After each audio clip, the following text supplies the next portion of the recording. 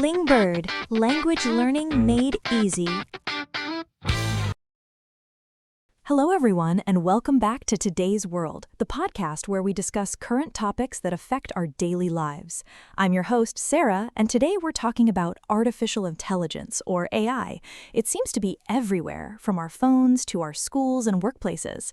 To help us understand this exciting topic, I'm joined by technology expert David Miller. Welcome, David. Thank you, Sarah. It's great to be here. Let's start with a simple question. What exactly is artificial intelligence? Artificial intelligence is technology that allows computers to perform tasks that usually require human intelligence.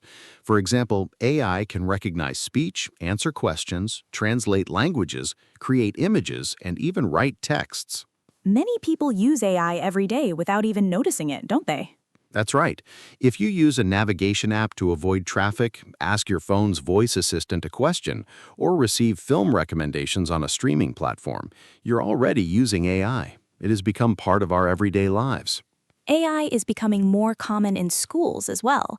How is it changing education? Students can use AI to practice foreign languages, solve math problems, or get explanations for difficult topics. Teachers can also save time by preparing quizzes or lesson plans more quickly. However, students should remember that AI is a tool, not a replacement for learning. That's an important point. Some teachers worry that students might let AI do all their homework. Yes, that's a real concern. If students simply copy AI-generated answers, they won't develop their own thinking skills. AI should help students understand a topic, not do the work for them. What about the workplace? Will AI replace human workers? Some jobs will certainly change. AI can complete repetitive tasks much faster than humans, which may reduce the need for some types of work. However, it will also create new jobs, especially in technology, engineering, and data analysis. People will need to learn new skills throughout their careers. So instead of being afraid, people should prepare for these changes. Exactly. Learning new digital skills and being flexible will be very important. Human creativity, communication, and problem solving are still things that AI cannot fully replace. AI can also create pictures, music, and even videos. Do you think that's a good thing? It has both advantages and disadvantages. Artists and designers can use AI to save time and find new ideas. On the other hand, it raises questions about copyright, originality, and whether people will always know if something was created by a human or by a computer. Another issue people often mention is privacy. Should we be worried? We should always be careful about the information we share online. Some AI systems collect data to improve their services, so users should read privacy settings and avoid sharing personal or sensitive information unnecessarily.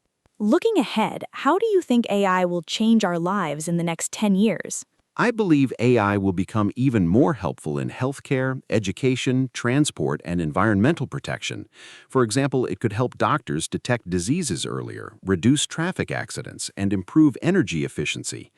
At the same time, governments and technology companies will need clear rules to ensure AI is used responsibly. That's a balanced view. Before we finish, what advice would you give to our listeners? Don't be afraid of AI, but don't trust it blindly either. Learn how it works, think critically, and always check important information from reliable sources. The more we understand AI, the better we can use it. Thank you very much, David, for joining us today and sharing your insights. It was my pleasure. Thank you for inviting me. And thank you to all our listeners. We hope you enjoyed today's discussion.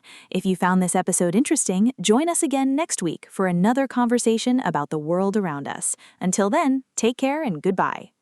Thank you for listening to this lesson. Your progress doesn't stop here.